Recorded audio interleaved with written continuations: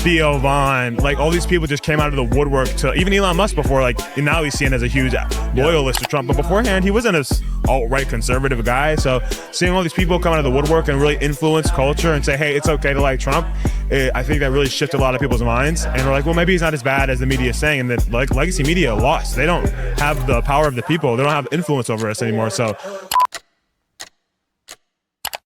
All right, Titus Smith is back. What's up, my brother? What's up? How you doing, man? First AmFest for me. Oh, really? Yeah. Are you excited? You're an event in this space. Oh, yeah. I've been there a few years, and I'm like, I still feel like the newbie because there's so many people that are friends and like have these long-term connections, and like I'm like, hey.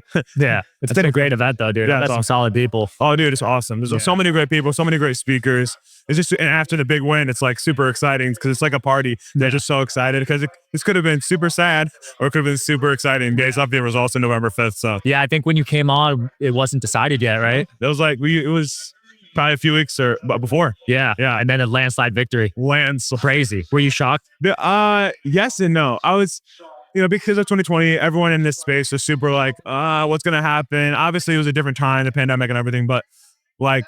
I was a little nervous, but then I was so confident because there were so many people that were not outspoken about Trump in the past that were so like willing to like sacrifice their careers to promote. Like, we got Bryce Hall, Aiden Ross, Joe Rogan, Theo Vaughn, like all these people just came out of the woodwork to even Elon Musk before, like now he's seen as a huge loyalist to Trump, but beforehand he wasn't an alt-right conservative guy. So seeing all these people come out of the woodwork and really influence culture and say, hey, it's okay to like Trump, I think that really shifted a lot of people's minds. And we're like, well, maybe he's not as bad as the media is saying, and that like legacy media lost. They don't have the power of the people. They don't have influence over us anymore. So that really shifted it. So I wasn't that surprised. And on election night, I was sitting there and I was like, he's going to win. And I felt the exact same way I did in 2016. I was just like with my friend Jordan and Xavier, a lot of influencers in Florida. And we were just like, we got this. I just feel like we got this. And then I stayed up the whole time. I was up till 4 a.m. all night. I was going to see the win. I was going to see it. So yeah. Some of those states took forever to count. I know. 2 weeks. I know it's still counting after, but they called it because it was overwhelming. But yeah, it was awesome. They need to change that though. That's annoying. I know. Next election, like, do you like the mail-ins? No, because I think things can happen within that. I mean, it is what it is. Like if you're like serving in a war or something. Yeah, I don't mean for those people. Yeah. I think if you're someone who's like you're in your county, you're in your state, like you're at home, go in. Yeah. You shouldn't be able to just live lazy. 100%. You can drive a couple minutes down the road and do it. But yeah, we'll see what they do in 28. Yeah, we'll see who the Democrats nominate. Who do you predict? Gavin Newsom. Not AOC. No. Oh, it could be her too. Pretty privileged. Like might think that they might like her. Yeah. But anyways, she's hoping not. She's not getting the same like attention she used to get though. No, she's like unhinged to people. Unhinged. And then it's funny. And then she has people like The View coming to her defense. So it's not a good look. It's not a good look. Yeah. So like we have Sunny Hostin and saying, oh, everyone's calling her this unhinged radical and all she's for all these things that we disagree with. I'm like, yeah, exactly. We don't like that. So yeah. What do you think of Don Lemon leaving Twitter? It's like, okay, bro, you don't got to announce your departure. Nobody cares. Nobody cares. Good riddance. You're annoying. He's just such a disingenuous communicator. I see him have conversations with people and always moving the goalposts in arguments. And like, he just doesn't seem like a genuine person. There's people on the left who I respect. Even if I disagree, I respect the fact that they're willing to have a conversation and have dialogue. And I really want to know how you feel about your positions and why you are there. And like, even if we have opposing views, like, you just care about what you care about, just like we do. Yeah. But you like don't think of me as a villain. You don't characterize me that way, and you just want to like see America become better. I have no issue with you being a leftist or a liberal with those opposing views. But when you're just hateful, like disingenuous, it's just annoying. And then, like I said, no one cares. Go leave Twitter. No one cares. No. He's someone I question their intentions. Yeah, one of those people you can't really figure out. You're like, is someone funding this or something? Exactly. It's like we're just on you got fired from CNN. And all you do is propagating and their same talking points that got you fired. I mean, they get you fired, but they're still propagating that nonsense. But like, you got fired because people don't trust you. You lost your viewership because you were just inauthentic. Yeah. So, yeah. Would you debate Harry Sisson? I would have a conversation with Harry Sisson, yes. I don't like the premise of a debate is so like convoluted with negative connotations now. That's just like, you're just trying to win. It's trying to get a gotcha moment. Yeah, it's like, can we just talk about why you actually think this way?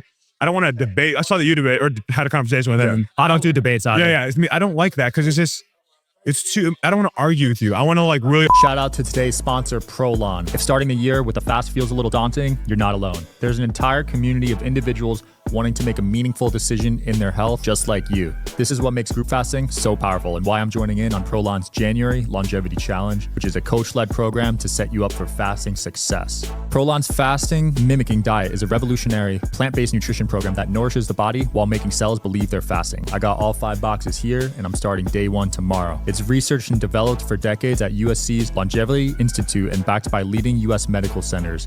It helps promote healthy blood sugar, enhanced skin appearance, fat loss, and improved energy and focus. It all starts with their 5-day program, which contains snacks, soups, and beverages designed to keep the body in a fasting state. No guesswork or planning required, which is a relief after a busy holiday. If you guys are ready to make 2025 your healthiest year yet, order your Prolon 5-day kit at prolonlife.com/DSH. And they're offering Digital Social Hour listeners 15% off their 5-day nutrition program. Use the code DSH at prolonlife.com/DSH. Understand why you think that way and a good faith conversation. Well, why do you think that it's okay for 5-year-olds to begin to transition? Why do you think it's okay to like force us to pay for those transitions? Like, explain to me how that's ethical. Explain to me how that's moral. Right? Like these are issues, fundamental like psychological issues that people have, and you're trying to say it's fine. Why are you saying that? Yeah. So, but I wouldn't be like, you're this and this and this, and like, you know, try and get them in a gotcha moment. I just would want to understand how they come to that conclusion. Yeah, it's okay. When I had David Pacman on, I was just trying to have a conversation, but he wanted to debate me. They always want to debate. They want to make you look stupid, which is like shows you're not coming from a genuine place. You want to come in and make your side look like the intelligent side. Like we're the smart ones, and it's like who wins the debate does not mean who is right. Right. It's all about who is more well researched or at least can articulate what they've learned in a better way that it, translates to people. That 100%. It doesn't mean that your points are right. It just means you argued them better. Yeah. And so like that's why debate's stupid to me, because we're not actually getting anywhere. We're just getting gotcha moments and unnecessary anger. You could have a losing take, but if you're good at debating, like if you did debate team growing up, you can win with that take. Exactly. So I agree with you. You can just move the goalposts, and like people don't even realize that you like switched up what they were even trying to say, and because you're like, well, they're thinking they're in good faith, and it's like, wait, hold on, no, and they kind of get like stuck, and so it's just it's not helpful. It's not fruitful. Yeah. Are you excited to finally get rid of your Shadowban now, dude? Man, it's crazy how that happen. Like they just take videos down, they'll hide you, and it's like I know I don't just go viral an insane amount and then just stop. The people don't just stop watching. And you have so many people. I was following you and now I'm not. I was subscribed to you and now I'm not. Yeah. Man, why are your videos weren't showing up in my For You page? Your videos aren't showing up. And I'm like, yeah, I'm so excited for that. I'm so excited to see Trump like make sure that everyone's equally represented. That's what people love about X.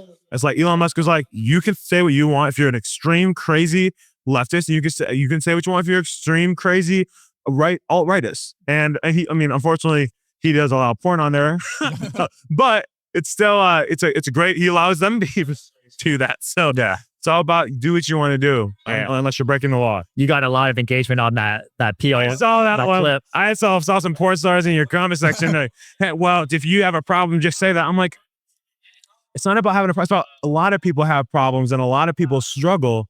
And that doesn't need to be there. It's an intimate thing that's between two individuals that doesn't need to be promoted for financial gain. And there's a lot of psychological issues that come with people that are addicted to that. The dopamine hit that you get from that is on parallel with like cocaine and like drugs. It's like, this is a legit problem. And they just kind of dismiss it. So, if you have trying to like I said, trying to make people look bad and shame them for like things that it's like, no, this is fundamentally wrong. And it shouldn't be done. You shouldn't be profiting off something so intimate between two individuals. So I still stand by that. They sexualize women in media too. They do. Like on TV shows, movies. Oh yeah. All the time. And under 18, by the way. Yeah, really. That's the creepy part. I mean, looking at all this Disney stuff, it's almost like these women are being groomed.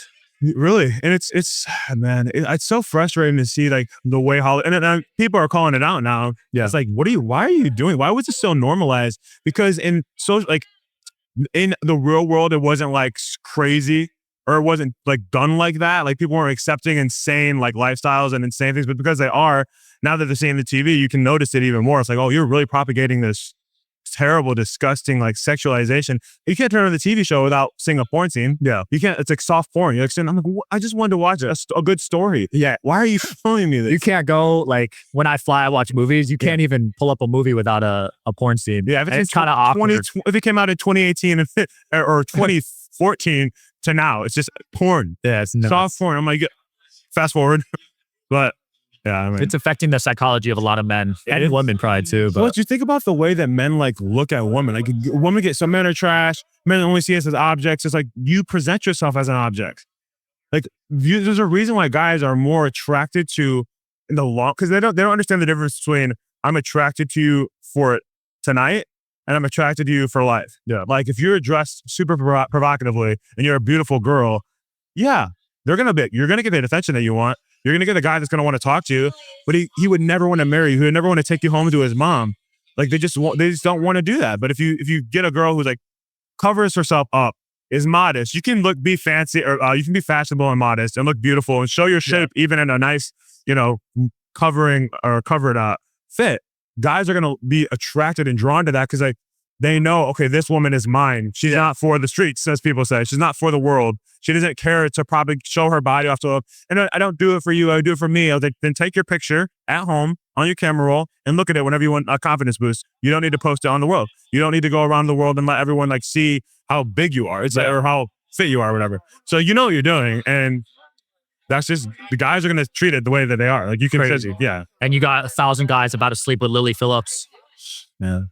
That's just sad. Like, why are you subjecting yourself to that? She looked broken. That video? Yeah. Yeah. And then she's like, trying to play it off like, oh no, I'm fine. And I'm going to do 1,000 now. And it's like, she's like a clearly very disturbed woman. She's obviously had a lot of trauma in her life. The fact that her mom is like her manager or something is just so disheartening. Imagine raising a child, seeing them from infancy, seeing them in their toddler stage, seeing them so innocent and pure, and you're managing their porn like business. That is insane to me. Yeah. You are not a good mother. That is demonic. Where's the father? Where's the dad?